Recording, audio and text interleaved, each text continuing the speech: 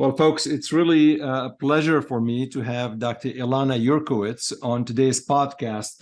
Ilana is the author of the book Fragmented, A Doctor's Quest to Piece Together American Healthcare. So I have to admit, Ilana, we'll do a quick intro, but I gotta tell you, I was not that excited to read another book about healthcare because we all know like there's so many issues in healthcare, but you got me. The minute I opened the book, and I started reading it, I'm like, damn, I like this. I'm going to keep reading it. So you got me, you got the hook right. But let's start by just getting to know you a little bit more. Who you are, where you practice, what you do, because you do have a fascinating career. And curious, why did you decide to write this book? Yeah, well, first of all, it's great to be here. Thank you so much for inviting me and for the kind words about my book. So I'll tell you a little bit about me and my career. So I am a medical oncologist by training, as I know you are as well. So I have done all of my training actually at Stanford. I did my internal medicine residency at Stanford, then stayed on for a fellowship in oncology and hematology, and then joined the faculty where I did something a little bit different. I actually opened a primary care practice with a focus on cancer patients and cancer survivors as a way to try to combat some of the fragmentation in healthcare that is going to be the subject of this conversation today. And at the same time, in addition to my medical career, I've been a writer. I've been a medical journalist for over a decade, and I've been writing about science and medicine since actually before I went to medical school. And I always knew I wanted to combine both careers. I've had an early interest in trying to take complex ideas and make them accessible to everyday people. And I think a lot of the skills that I use in medicine, when you explain things to patients and you counsel patients, I use in my journalism career as well, where you're observing complex ideas and you're breaking it down so that people can understand them. And at this point, I've written a lot of articles, and this is my first book. And I wrote this book, Fragmented, because it is the reality that I have lived in over the last 10 plus years in medicine. And you're right, there's a lot of books out there about why healthcare is broken. I say in the intro of my book that it's become a cliche at this point to say that healthcare is broken, but I believe the reality of this is both deeper and a lot more specific than the public and political discourse lets on. And there's a unifying diagnosis here. And healthcare is broken because of the most central issue that we're facing. And in my belief, it is that the patient's story is fragmented by design. And what I mean by that is that our system functions to insert gaps into a patient's story so that healthcare workers are constantly working in a state of being partially blindfolded. Yeah, I love that. I'm gonna tell you one thing I highlighted here in the book that literally kind of sums a lot of this up. But I want to go back to the fascinating career choice that you did. Sure. Because I can't think of any medical oncologist I know that has decided to go back and say, I'm an oncologist, but I'm going to do primary care. I was literally blown away. I'm being very honest, because this was, must be not easy. What got through, like what made you decide, I'm not going to prescribe chemotherapy and all of this, I'm going to focus on something else? Yeah, I think I'm the only person in the history of my fellowship probably announced at our fellowship graduation, we were talking about next steps, that I was going to be a primary care doctor. And so I'll put it this way. There were gaps that I saw over and over and over, both in my residency and in fellowship. And I went into oncology because I liked taking care of patients with cancer. I liked the medical complexities of it, and I also enjoyed and appreciated the psychosocial complexities of taking care of people when they were very, very sick with cancer. And I thought being an oncologist would allow me to be a primary doctor for patients with cancer, where you're treating the cancer, but you're also treating the whole person. And I think there are some oncologists who can do that. And I think our system, though, however, is not structured to allow oncologists to necessarily always do that. And what I mean by that is I saw that oncologists were very much specialists who focused on the treatment for the cancer. And if someone developed hypertension as a result of one of the treatments they were getting, or hypothyroidism, some oncologists would treat that, but often they would say, go back to your primary doctor. And then they would go back to their primary doctor, and their primary doctor would say, whoa, whoa, whoa, you're on chemotherapy. I don't know anything about this. Go back to your oncologist. And so patients would fall into that hole in the middle. And that's why I decided to do my epiphany actually was that the answer was not on the oncology, quote unquote, side, but on the primary care side. You can do cancer survivorship as an oncologist, but you can also do cancer survivorship in a primary care role. And if I really wanted to be the primary doctor for patients with cancer, the answer was in primary care, but that required doing something a bit different, which was creating this separate practice where my focus and the majority of my patients are those who have survived cancer anywhere from a stage 1 diagnosis 20 years ago to living with metastatic disease today. And while I don't prescribe the chemo anymore, I get to do everything else. I get to treat the long-term and late effects from the treatment and all of their other internal medicine issues. And I feel like it gives me that holistic ability to take care of patients with cancer that I was seeking from the beginning. Yeah, and throughout the book, actually, for folks who are reading the book, and they should read it, there's a lot about primary care. You do comment several areas about the importance of primary care and kind of like being that link. And, there's a story that I was just fascinated with, which we'll talk about in a little bit. But I got to read this is in your introduction. Mm-hmm. And I loved these 3-liners. And what you said here, you're talking about healthcare and about patients and all that. And you say, the result is that being a doctor means working in a constant state of being partially blindfolded, grasping at bits and pieces of a patient's narrative to try to craft a coherent whole. This is any physician who's ever practiced can relate to this. And from there, you've decided to focus on 3 things. Like you divide your book into 3 things.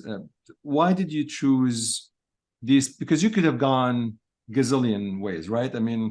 Unfortunately, healthcare is the gift that keeps on going. But you chose 3 main topics. What made you decide on these 3? Yeah. And this was a good exercise. Writing this book was a good exercise for me to unpack exactly where those breakpoints are. So I divided the book into 3 sections. The first section is called The Data Dig. The second is Lost to Follow-Up. And the third is The Stories We Tell Ourselves.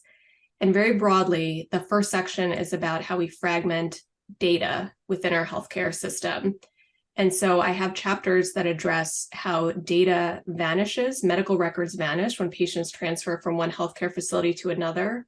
A chapter about who owns the medical story. Is it fundamentally the patients, or is it fundamentally the healthcare systems? And then a chapter about how even within one electronic healthcare record keeping system, data is still fragmented. The second section is about follow-up. And very simply, what I mean by that is that medicine is very rarely a one and done situation.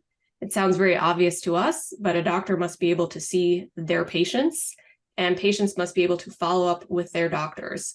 And so the whole second section is about how we've designed systems that prioritize new patient visits over follow-ups and create a system where primary care is devalued. And people don't have a regular doctor that they can turn to for ongoing medical issues. And then the third section is about culture. It's about how actually fragmentation can come from what we're taught in medicine as doctors, and how sometimes our mindsets can actually train us to think about patient stories as slices.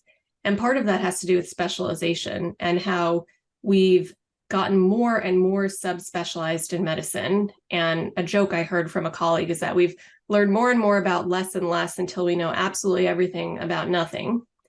And how our mindsets in medicine can actually lead to fragmentation as well. So data, follow-up, and mindsets are the 3 ways I divided this up.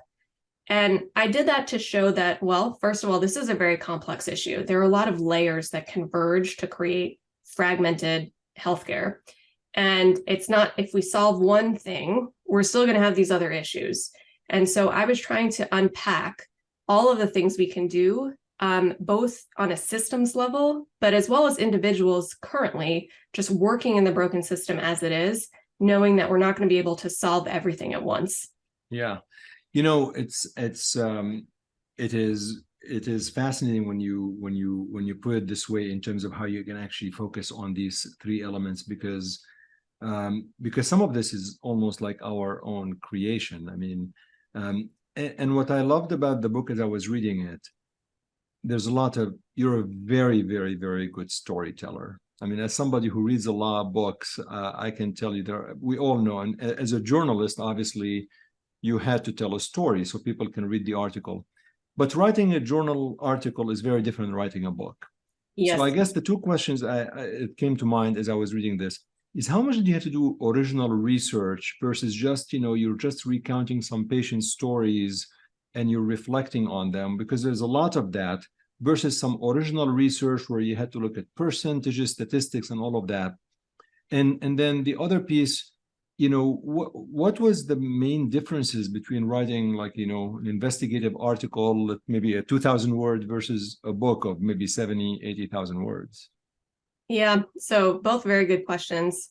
I would say, to answer the first question, the book is narrative driven, but part of the great enjoyment in putting all these stories together was then doing the research and finding statistics and understanding how we got here. So I think I made it intentionally narrative driven because that's what people relate to. And like you said earlier, most doctors, you read the intro of this book and you say, duh, I've experienced this. This is so obvious.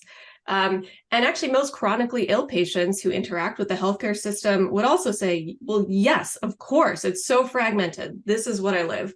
But I made it narrative driven because it's the way to convince everybody else that this is the central issue facing healthcare.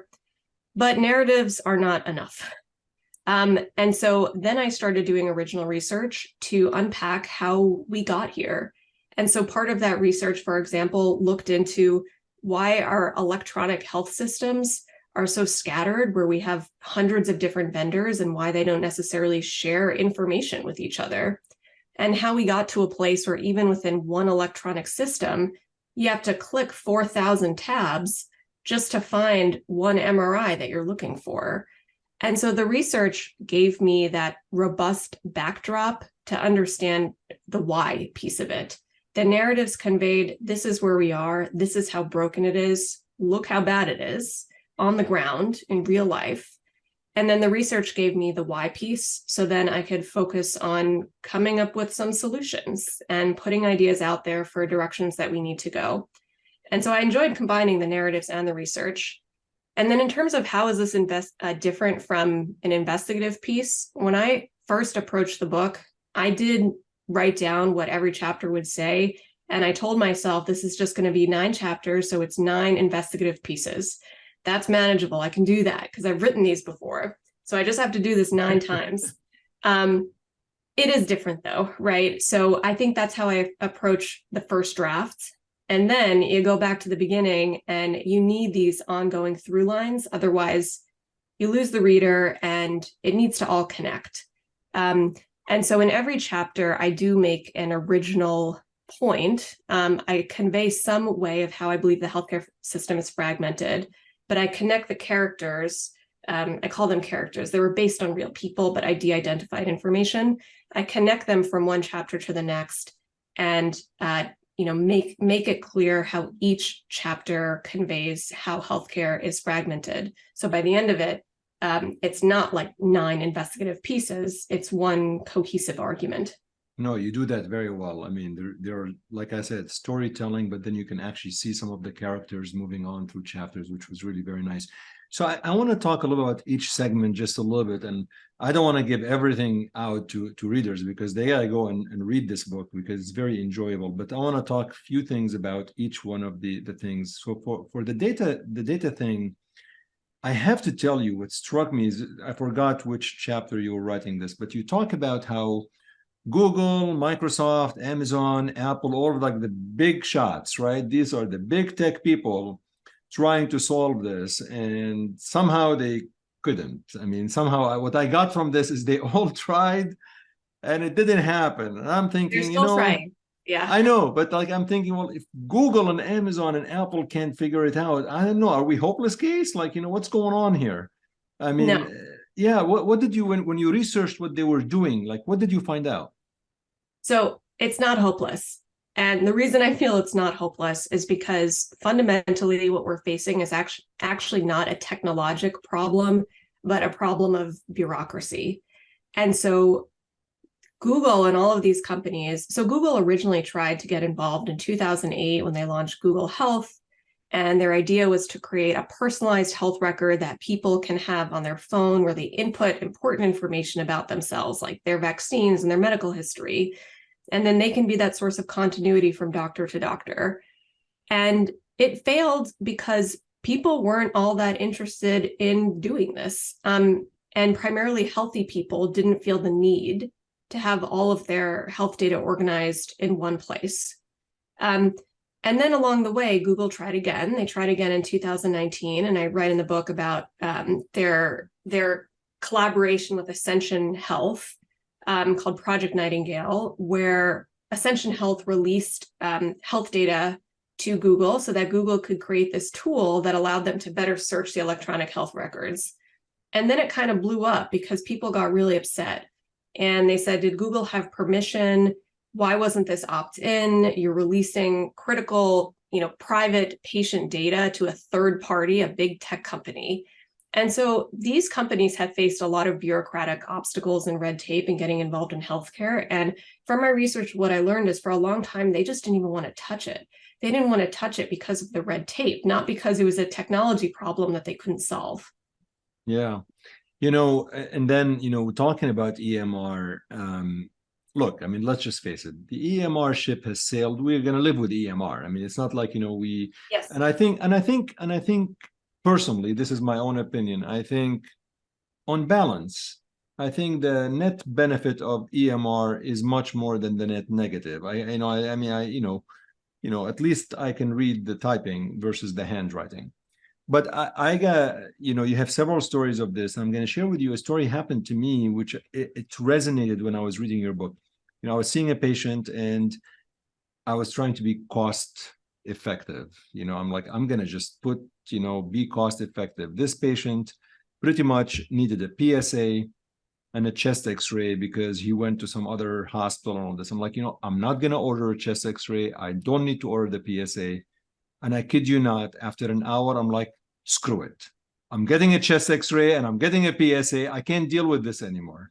And you talk about this. You have a lot of this about this. And this is like, I'm like, I can't deal with this. I have like other patients waiting and I can't keep waiting, all of these things. Yes. So I don't know. What did you find out in terms of research? How can we connect EMRs together, hospitals together? Because, we're busy. Everybody's busy and seeing patients, and you can't keep waiting on a chest x-ray and a PSA to make a decision. You knew the patient had it last week. Like I really tried. And then I literally said, I don't care. That's right. And we are constantly reinventing the wheel. And I talk in the book both about errors of commission and also errors of omission.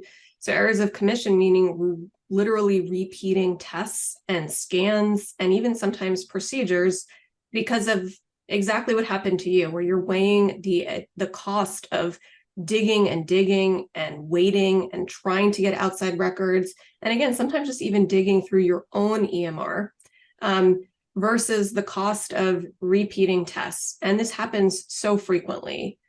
And so it's a very complex issue, of course. And I agree with you, actually, that the EMRs on the whole, I also feel like they have made things better. It is better than scribbling on a piece of loose leaf paper and passing that along and not being able to read anything. And of course, data went missing when you were using paper records. It's not like that was this holy grail and it was a perfect time when everything was well organized. Now we have access to more information because of the EMRs. We have big data. We have hundreds of different potassium levels, on a patient over the course of maybe 10 years, if that's how long they've been in the system. But we have to be able to connect that in a way that's meaningful to providers. And so you probably know about meaningful use. So, that was the federal agency, the CMS, behind the EMRs, came up with this idea of meaningful use, where when the big shift from paper records to EMRs was happening, they set standards known as meaningful use that hospitals and healthcare organizations had to follow in order to get funding. But that meant that they were writing things that were redundant or useless just because they were trying to follow the standards, the checklist. And so you had a comment, let's say, on someone's smoking status and family history, whether they were there for a cold or end of life care. And when you're repeating that kind of nonsense that has nothing to do with the medical issue at hand over and over and over again, we've gotten to the point that most doctors now joke that meaningful use is meaningless abuse. We have a system where there's so much litter. The electronic ecosystem is now just littered with so much nonsense that doesn't apply to the situation at hand, that even if all of it is technically there, like that's the crazy thing, even if you have all of a patient's data, you can't find the thing that you're looking for, the thing that's most important to the situation at hand. And so where we're going now is we have to organize how we convey data within EMRs. And a key part of that is who's at the table. So when all of these decisions were being made of how to organize EMRs, a big part of it was for billing. It wasn't doctors and nurses sitting at the table saying, what do we need to help patients? It was, how do we make this simple to convey to CMS that we're doing what we need to do so that we can get reimbursed? It was for billing, not for patient care. And so as we think about how to reorganize our EMRs, just going back to the basics of who's making these decisions and who's giving input, leads us back to healthcare providers being the ones who have to be at the decision desk for any progress to be made. There is one element I wished you elaborate on a little bit more in your book. I felt it was a little bit missing. You mentioned it here about the payer's impact on what we do. You talk about it here and there, but I think your point is well taken. A lot of stuff that we do is simply to get the reimbursement and has really no impact on patient care. And how do we get payers to the dialogue table? Because ultimately, let's face it, they really control a lot of the chips. Yeah. No, and I try to address it, and it's a very complicated issue. And so the payers are responsible for so much here. So I already talked about how they were responsible for how our EMRs are organized. They're also responsible for why we get reimbursed higher to see new patients compared to follow-ups. And that leads to a system where people can't get in with their primary doctor because every doctor is being overloaded with new patients, and we pay short shrift, literally and metaphorically, to follow up. And the payers are also responsible for why most primary care doctors have 15 minutes to see a patient, because everything outside that 15-minute slot is not considered billable time. So time spent answering messages, time spent reviewing test results, time spent communicating with specialists, none of that is considered billable. Payers won't pay for it. And so if your incentive structure is just stacked to see as many patients as possible and to see as many new patients as possible, we end up with exactly what we have, which is doctors seeing patients in 15-minute slots. The average primary care doctor has 2,000 plus patients, right? And the existing patients can't even access that doctor. And that's within primary care, which is supposed to be the most holistic of all specialties. And so it's happening in every specialty, but I bring up primary care just exactly for that reason. And so the payers are a crucial part of this. And the reason I think, if you feel like I didn't go quite deep enough into the book, is because I feel like this is the hardest issue to tackle. And I divide up the solutions in a way that I feel like there are some things that are just low-hanging fruit that we can solve right now. And there are other things that will have to wade through the fights of partisan policy change. And that's much harder. And so I didn't want to be too pessimistic in this book that there's no solutions. There are things we can be doing right now. There are technological solutions that we can be implementing right now. There's changes in culture and how individuals work within this system that we can implement right now.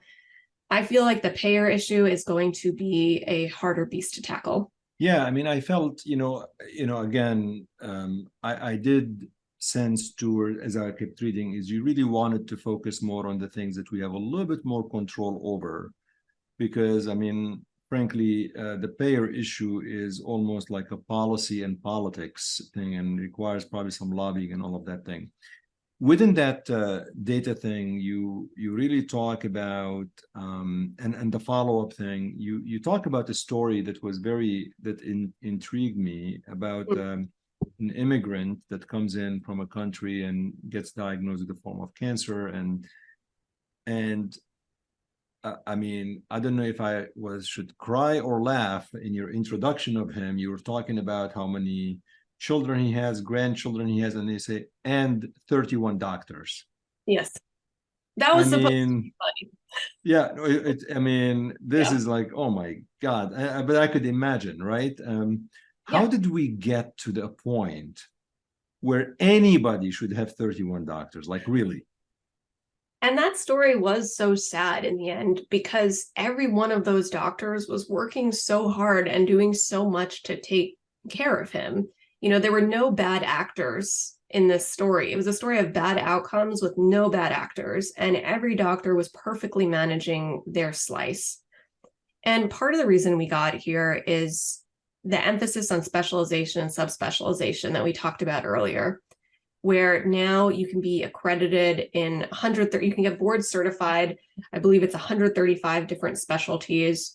And then even after fellowship, you can do another fellowship, and then you can do another fellowship, so that the average doctor is in training for something like, 10 to 14 years before they become an attending physician. And people do that because it leads to greater financial rewards often, and it leads to more respect within the medical hierarchy. But we've gotten to a place where we're so subspecialized, and we have so many more specialists than generalists, that someone coming in for a new cancer can end up with 31 different doctors. Now that's issue number one. I will say issue number two here is something that sounds extremely mundane, but is really important when it comes to how we structure healthcare, and that's the mundane issue of scheduling. And I have a whole chapter on 28-hour calls and how scheduling actually really can make. That was my next question, by the way. Continuity, but we'll get there. I will just say, going back to the story of the immigrant grandfather, part of the issue was that doctors were rotating. They, were on for 24 hours and they were off. And that is something that I am hopeful that we can change. We have control over scheduling within the medical community. And that is part of what I would consider the low-hanging fruit of fragmentation. And he didn't need 31 doctors, and there could have been small changes in how his doctors were rotating on and off service that would have fostered a lot more continuity in his care. But at some point in his story, he looked you in the eyes and he said, "You're my doctor." Yes. And I said, I kind of was caught off guard. And I even write in the book that he asked me so many hard questions. But in the end, the hardest question that I felt like he asked me was, am I his doctor? And I said yes and no. It was very complicated. I was his doctor for now. What does that mean? What does that mean after he leaves the hospital? Look, I mean, in reading some of these stories, I want you to be our doctor. I mean, you're just, there's a lot of compassion in what you convey. It's true, but I think in his story, there's so many things within that one story that you tackled and talked about. I mean, you talked about the issue about immigrants, maybe English is not their first language, difficult. You talked about uninsured and the Affordable Care Act. You danced around this a little bit about the ACA and what the impact of this on the uninsured, and you talked about the working hours. There's a lot within one story, but I wanna focus on two of them. One is the working hours issue. Mm-hmm. I mean, there's so much on this to talk about, and I think the two questions I had in mind is, one, how difficult is, if you put on your scholarly hat, how difficult it is to do research on working hours in general. It's not really easy. And number two, I think we tend to be extremes. Either people have to work 36 and 48 hours constantly, or they have to do 10 hours and they get a then they have to go and leave. I feel like we are unable to strike that balance. Tell me about your research on the working hours. Where do you think we are? Where are the opportunities? Because this story really highlights what's going on.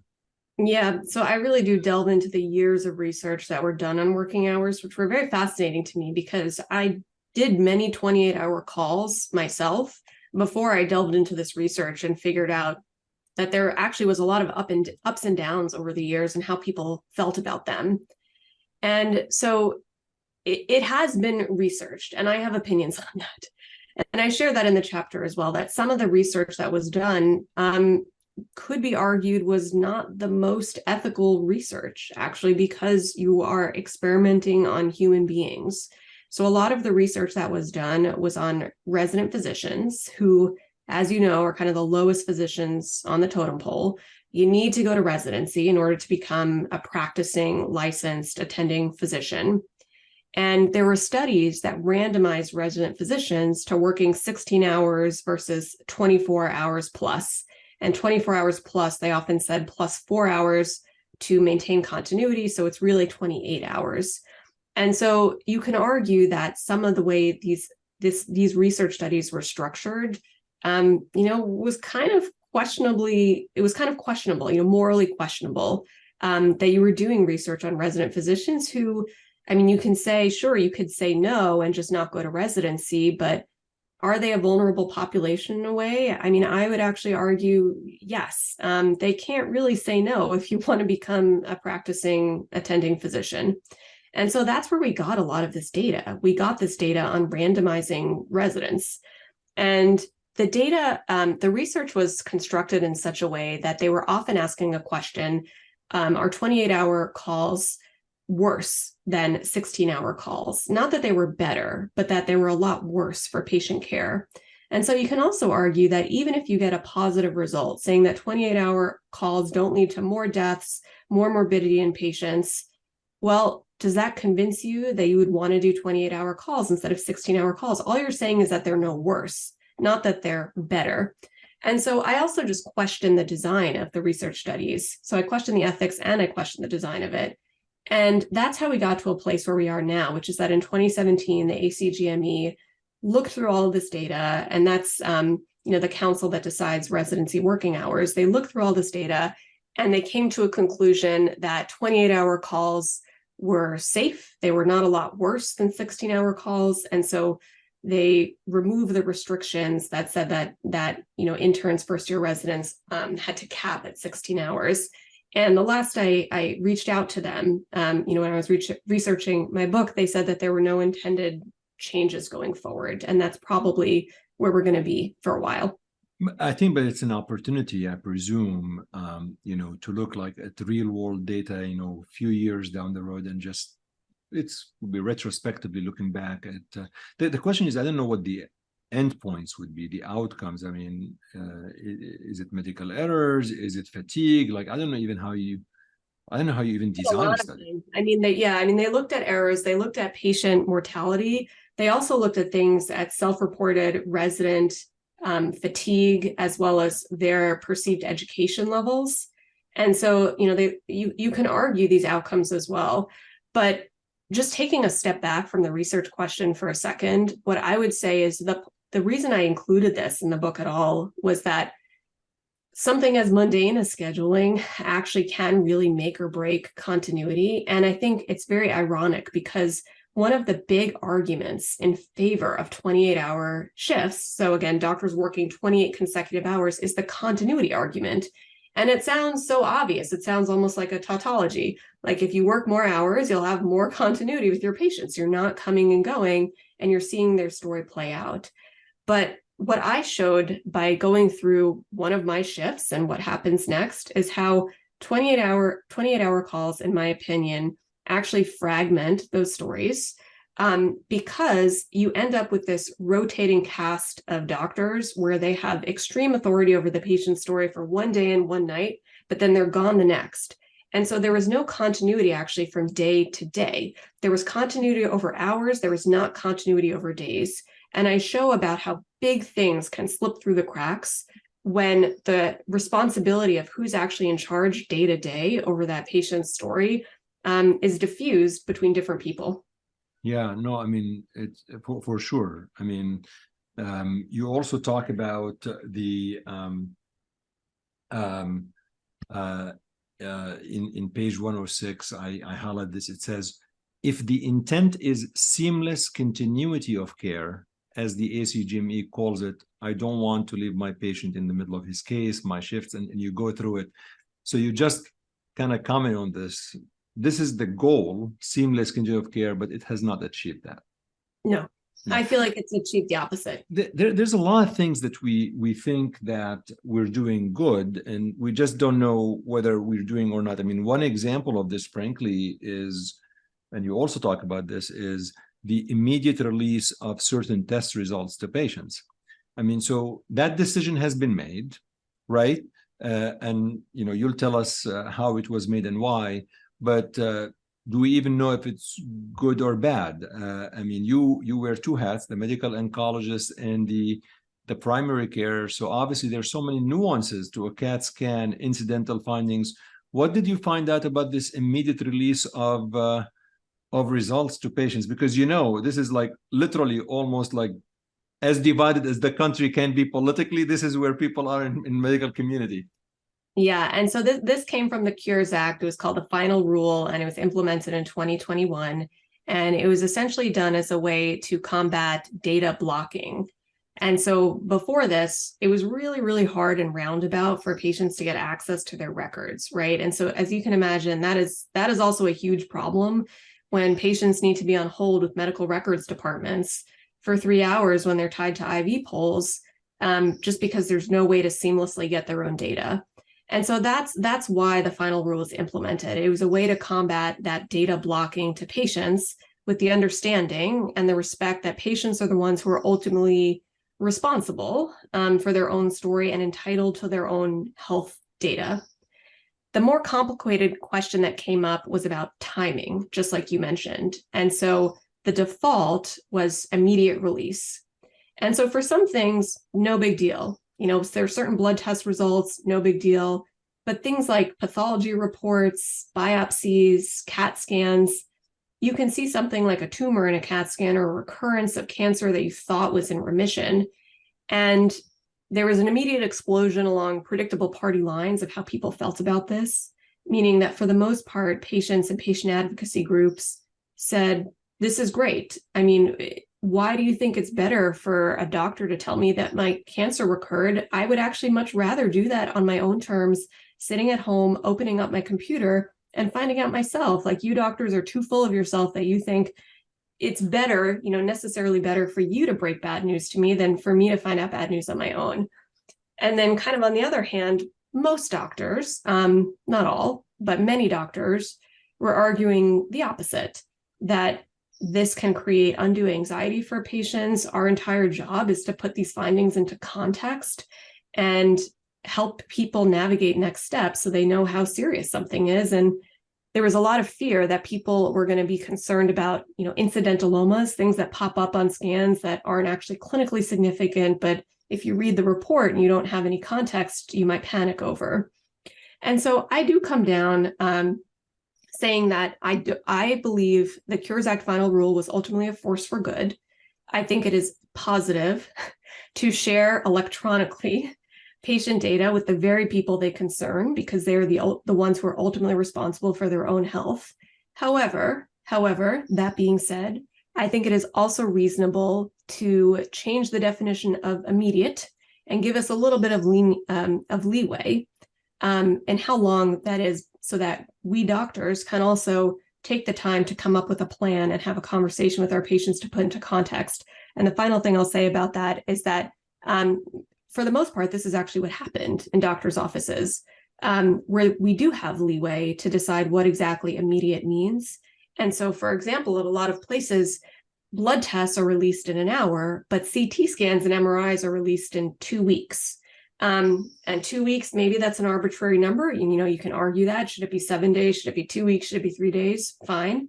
But I do think giving us a little bit of time to go through this and put it into context for patients does not constitute data blocking. Patients will ultimately get these results, and it just gives us time to be the doctors that we're trained to be, and actually divulge this information in a way that provides context and next steps. And I also think having like a deadline by which you have to release the results forces the physicians to talk to the patient about the test results within that particular time frame. I mean, so I think it's good. So on February 23rd, 2016, things got a little bit more personal to you, and you were on the other side. And I don't get goosebumps easily when I read a book, and I did. I was cheering for your dad and everything that was going on, and you were very honest, raw, and you just described everything that has happened. But you really exemplified how difficult it is for us healthcare professionals to be on the other side, and we all have been. It's just not easy. Your dad was critically sick, and all of this. I guess my question to you about this, when you were on the other side, for example, did you know who your dad's doctor was, compared to the other patient that he wasn't sure what the doctor is like? Did you experience the same thing? And number two, you do describe an incident of a resident or somebody who came in to discuss a CAT scan result, which obviously was not, clearly the resident was not well informed, or the physician was not well informed. It made me wonder whether this was because of working hours. I was trying to speculate from your first two segments into what happened to your dad. Take me through this process, because I got very emotional reading that story about your dad. Yeah. Well, thank you for appreciating that. It was the most difficult time of my life. So on February 20, just to give a little bit more context, on February 23rd, 2016, my father had a sudden cardiac arrest, which for the lay audience who's listening, he was as close to dying as a person can get without actually being dead.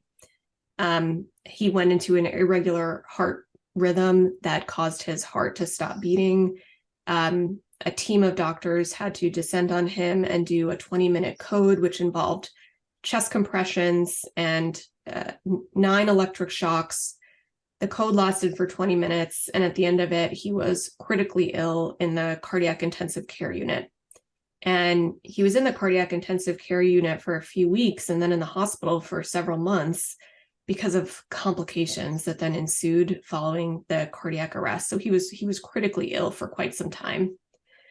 To the first question, I was in a very privileged position coming into this. Even though it was the hardest time of my life, I came into it as a doctor who is familiar with the healthcare system. And I think even more than the medical knowledge I had as a doctor was just knowing how to navigate that system. I did know who his doctors were, and I knew what the role was that each doctor played. Like, I knew when his nephrologist came in that maybe that was the fellow, and then there was also going to be an attending, and I might have to say the same things to both the fellow and the attending for that information to be conveyed. And so I was no stranger to repeating myself. It didn't bother me. I will say I knew that the medical student, to be honest, didn't have much power in this situation. And so I was very privileged coming into it. And I was also privileged because my sister is also a doctor.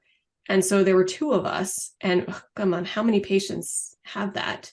Both of his children were doctors who were advocating for him, and we were by his bedside sometimes 24 hours a day, all the time, because we knew how easily it was for mistakes to happen, even when people were trying their best, and for things to slip through the cracks. And so I do write about some things that caused complications in his medical story, and complications that could have been preventable if things had been done slightly differently.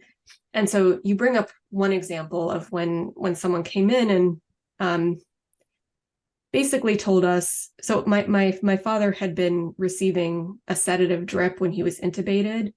And so he was sleeping for days on end, and he could not be aroused.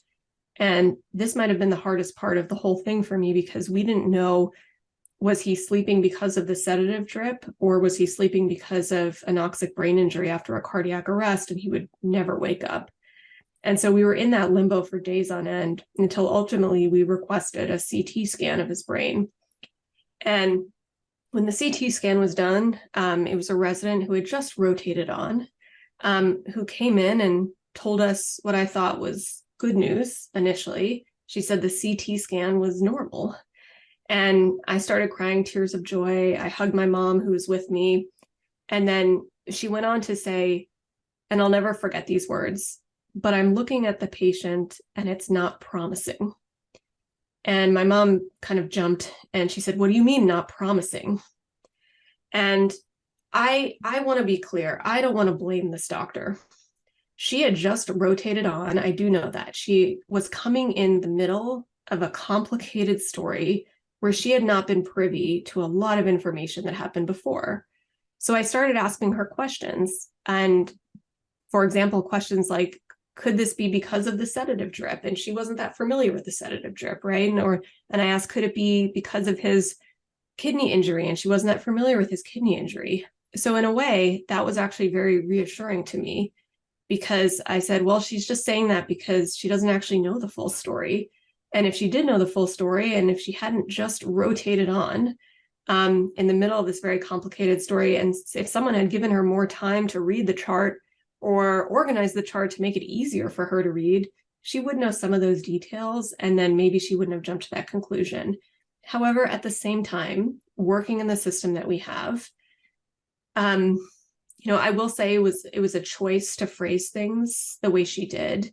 And I reflect on that in the book, that if you don't have all the information at your fingertips, it's okay and it's preferred, I think, from a patient standpoint, to be honest and to actually defer giving such a definitive prognosis when you don't even have all the information at your fingertips. I would have much rather her said the truth, which is that I just rotated on. I've been on call now for 10 minutes. I don't know your father's full story. I will do my best to learn his full story. All I can convey right now are the CT scan results. And I would have much preferred that in the end. It's genuinely, it was very emotional to read this because I did not know what the outcome would be. When your dad left the hospital after 45 days and went home, it was so nice and beautiful to read. I was very happy to read this. But then you actually do ask a question later on in the book about whether this may be a reflection of what happened with your dad. You said, what would you want if your time was short?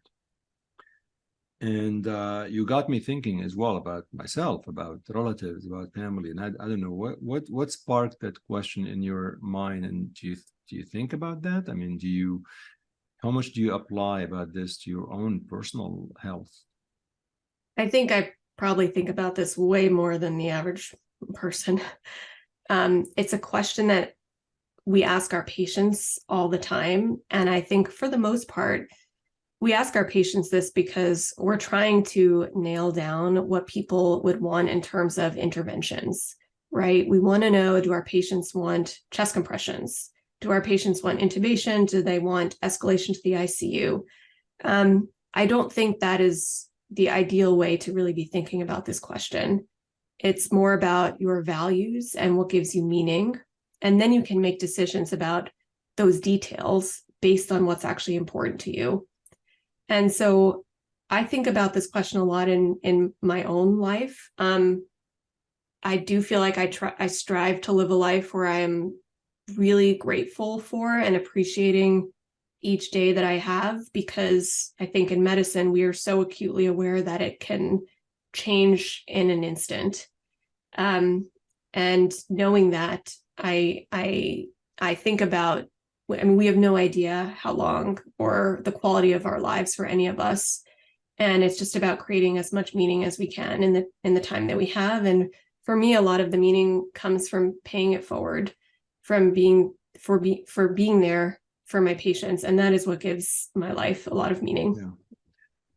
Yeah, I'd like you to, we'll finish up. I just want to, your last chapter was about kind of trying to articulate the fix. And I was I was, I read it a couple of times. I wasn't clear what the fix is, because maybe there is no fix. There's no one pill you could take and fix it, frankly. And I think you kind of left me wanting for more, because I wanted, like, well, You want a sequel? I wanted more solutions. Yeah. I think I got two solutions from you, but I wanted to elaborate more. Maybe there was more that I did not capture. You have a checklist of, you're basically asking patients to be their own advocates, and that's totally fine, and it's important. I think sometimes literacy an issue could be an obstacle for some. It makes me wonder, for example, if your dad did not have two physicians advocating at their bedside every day, is it possible the outcome could have been different? Tragically, I don't know the answer to that. Hopefully not, but we don't know. But you talk about the primary care as an integral component of the fix, and patients' advocacy and having a list to check to be part of the fix. But I didn't get the impression what the fix is for the data issue, for example, and things of that nature. So in your own words, after you outlined all of this, what are the top 5 things that you think are things we could do to fix what's fragmented? So there are a lot of fixes that are outlined, and some of them are systemic fixes, so things that we can do for a healthcare system as a whole. And then some of them, like you mentioned, are more on an individual basis. Given that we are where we are, what can patients do to advocate for themselves? So on a systemic level, interoperability, which is a really complicated word, but it's a fancy way of saying we have to reduce data blocking between one electronic vendor to another. We are in a state now where we have hundreds of different vendors. Epic is the main one, but there's hundreds of others, and they are incentivized to keep information organized in their own way, and it's not always shared. And so step 1 is interoperability, making these electronic vendors actually communicate with each other. And sometimes it takes a mandate to do that. It was a mandate in the first place that said paper records had to go to electronic charts. And so it might end up taking that so that we have a truly unified electronic healthcare system. Number 2 is organizing the data that we have. So we talked a lot about this earlier, that even within one electronic system, data is scattered everywhere. And that is primarily because it was set up for billing and not for patient care. And I want to emphasize that this is not an impossible technological solution. Like, we can do things that are way harder technologically than connect potassium levels that are in different tabs in a nice graph that is meaningful for providers, right? And so these solutions are actually happening now. That is one of the promising things. We have entire pit crews of people, sometimes doctors, who are working on this, of how to better organize data within our current electronic vendors. So that's number 2. I would say number 3 is a huge investment in primary care for all the reasons we've talked about. Primary care doctors are fundamentally the ones who should be shepherding a patient's full story and safeguarding that story. If there was the doctor equivalent to the patient who's supposed to be doing it, it's the primary care doctor. And for decades, there has been a crisis that has been brewing in primary care where it is systematically underfunded and devalued. Which means more medical students go into specialties, and I don't blame them, and I completely understand why. I would say number 4, this one is so easy. You don't have to give all of them, by the way. I want to give all of them. They gotta read the book so they can find the solution. I know. It's not giving away all of it. There's 9 chapters. Number 4, because we've talked about this, because it's so easy, eradicating 28-hour shifts. And focusing on something as mundane as scheduling, again, as making or breaking continuity between one doctor and one patient, whether you're in the hospital or the outpatient setting. These are things we can do right now. And I will say number 5 has to do with culture and how we think about the stories we tell ourselves about patients. And the story about my dad taught me a lot of this, how people would make quick decisions in the moment, just focusing on one fragment of a patient's story, like the resident who came in and just saw my father sleeping. And just with that one piece of information, decided to prognosticate that he was never going to wake up. I have to tell you, I really got goosebumps reading your dad's story. Ilana, is there another book coming up? I mean, I know you have to enjoy this book first, but you need to write more. I plan to. Right now, I'm focusing on this book. Oh, no, we have to focus on this book. I totally know, but congratulations. This is really an amazing book. I enjoyed it thoroughly, and I hope a lot of people get an opportunity to read it and listen to this podcast. And I presume it's available everywhere. They can get it anywhere, right? Yes, you can pre-order now. If you go to fragmentedmedicine.com, there's a bunch of links to pre-order, and then the book will be in stores July 11th. Okay, well, we're airing this after July 11th, so it's already there. Don't worry. It's already there. Any place where you can buy books. Yeah. Well, Ilana, thank you so much for coming on Healthcare Unfiltered. It means a lot that you gave me some time to talk about one of my favorite healthcare books in 2023. I really appreciate the opportunity. Thank you so much for saying that. You asked such insightful questions, and I really appreciated the conversation.